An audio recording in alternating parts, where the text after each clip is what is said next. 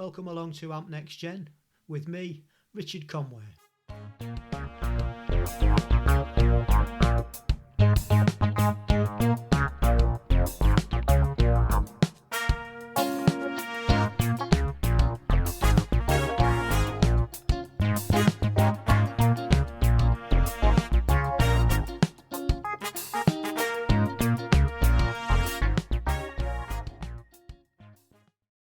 Welcome along to Amp Next Gen, and a big thank you to the guys for sending in their audio diaries for this episode 6, and we're going to catch up and hear what they've been doing over the last couple of weeks. Hopefully their injuries are getting better and they're getting back to training, I suppose. But before that, I was at Clumber Park over the weekend. On Saturday, it was the World and European qualifiers for 2020.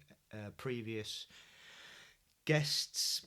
There was quite a few of the previous guests racing, and also I had quite a few club mates doing the races as well. So me and Mrs. C packed up Betty Dog in the back of the car and went across and supported. It was only about an hour and a half away, so I was supposed to be racing myself, but due to circumstances beyond my control, didn't make it.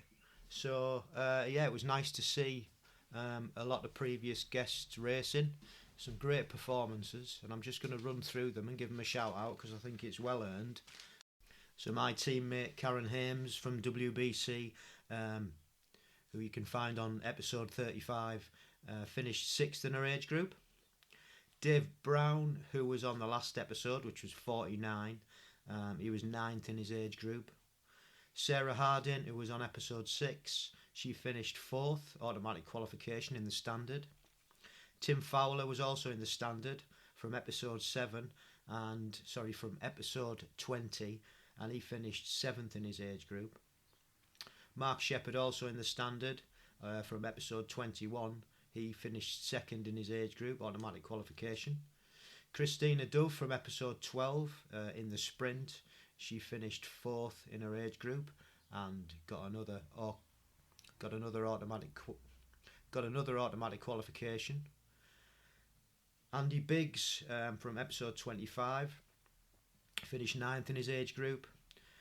Lisa Gawthorne from episode 36 finished 4th in her age group, again with another automatic qualification.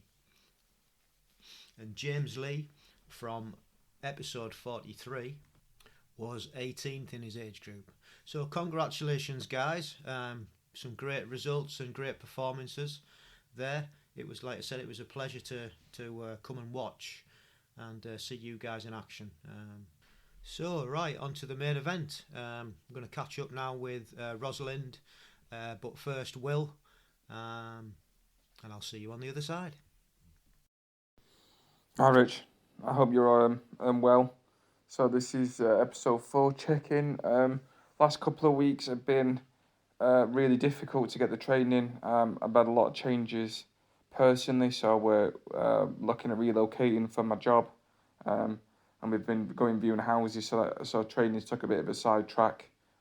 It's not been too bad. I had a really heavy winter, so having some time off this last couple of weeks hasn't done me bad actually. Really kicking back into it this week and getting ready because we're obviously only about 12 weeks away from Ironman UK. Got a couple of build-up races. Must admit, nutrition's been challenging. Tucked into a large Domino's pizza last night. I was home late from work and ended up having a pizza, but no shame in that. I would say hopefully checking in a couple of weeks. Speak soon, Rich. Cheers. Hi Rich, I'm pleased to say I'm now back and training again, which is great.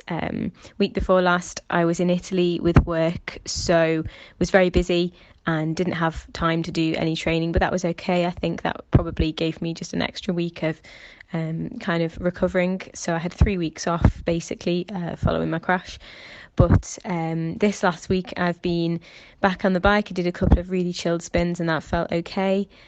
So done a couple of harder sessions, and that was also great. So really, really pleased to be back on the bike, and I've been swimming a couple of times as well. So yeah, really, really pleased to be back in it. Feeling a little bit, initially felt a little bit rusty, but I think in the grand scheme of things, 3 weeks isn't too long.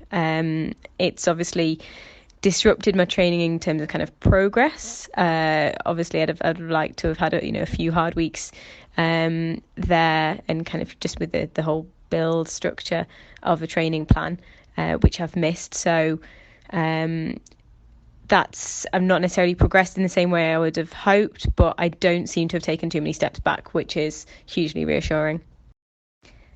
I think towards the end of those 3 weeks, I was finding it quite challenging, just kind of not doing anything. Struggled to kind of feel positive, feel motivated, even though it wasn't. I knew it wasn't going to be a long-term injury, and I've been very lucky. That was definitely kind of a low, but the high of being able to get back out on the bike, being able to get outside and ride. I'm still not running yet, but that's okay. That's not kind of too much of an issue for me. But yeah, the high of being back out on the bike is brilliant. Any kind of nutrition strategy, had I had one, would have gone completely out the window the last few weeks. When I was away with work, I was basically drinking wine all day, every day. It's not necessarily in keeping with training hard, but it's a perk of the job, and I was very fortunate to be able to go out and experience that over there. And then obviously this weekend, a big chocoholic, so yeah, really enjoyed myself, and the kind of the joy of being back out and training again. I don't stress about that kind of thing anyway. My aim over the next few weeks is to make sure that I'm doing my physio exercises as regularly as possible, as I should be, keeping on top of those, try and do a little bit of strength and conditioning stuff, which, to be honest, over the last few weeks has definitely fallen by the wayside. And hopefully going to get into a local lake for open water swimming. We're near Racehub Lake, which is really popular, and it would be good to kind of get some open water practice, because although I come from a swimming background, I'm definitely not open water swimmer, so it'll be really good to get some practice before the race, sort of end of May. Morning, Rich. Just a little update. Been a couple of weeks, as everyone knows. I broke a bone in my foot just nearly 4 weeks ago now, so training's been pretty non-existent. What I have started to do is manage to cycle on a stationary bike on the Strava, just with one leg, and then resting the broken foot on a weight. Extremely difficult. The push and pull of having both feet working is amazing, I must admit. It's quite difficult. Started off with just 15 minutes, everything going through the left leg. Going to carry on that for a couple of weeks. I don't want to push it too much, because it is quite tiring, and the groin starts to hurt on the left hand side as well. Coming off the bike, I'm able to do squats, and I'm able to do some core work as well.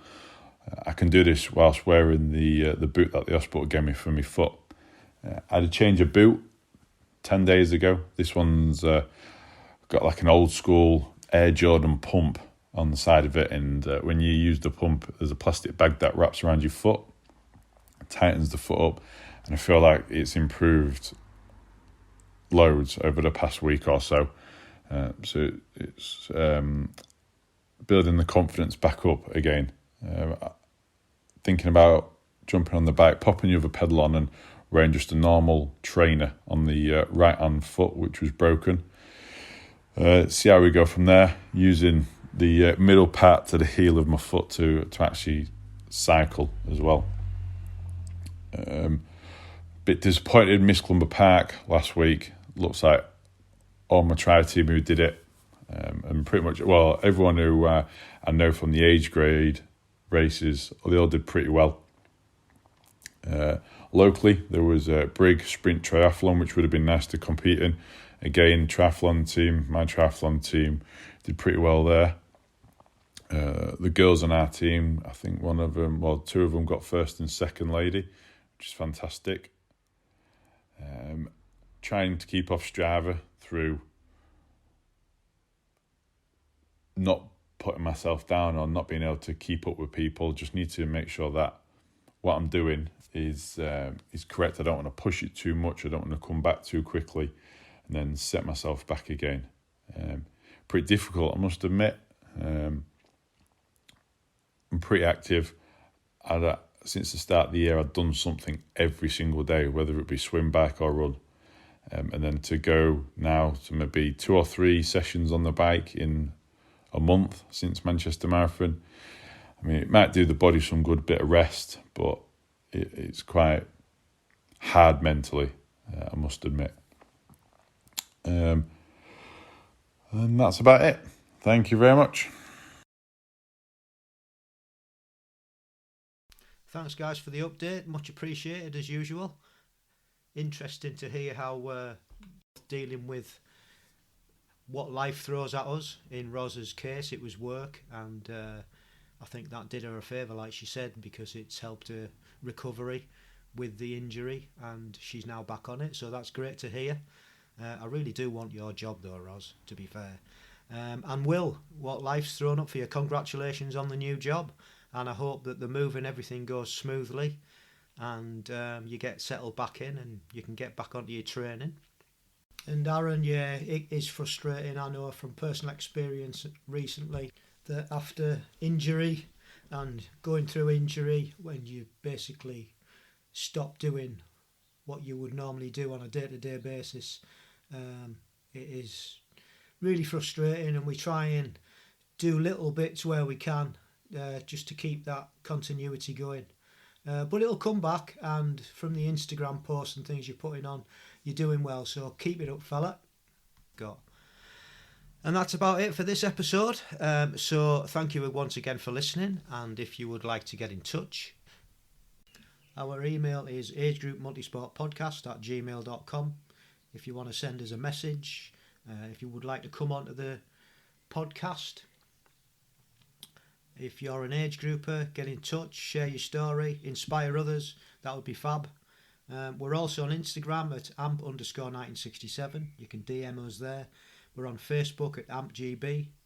You can find us on Twitter at Age Group Multisport Podcast, and our YouTube channel is ampgb. And all our previous episodes are on our YouTube channel, but they're also on our website, which is agegroupmultisportpodcast.buzzsprout.com. So yeah, thank you very much for listening.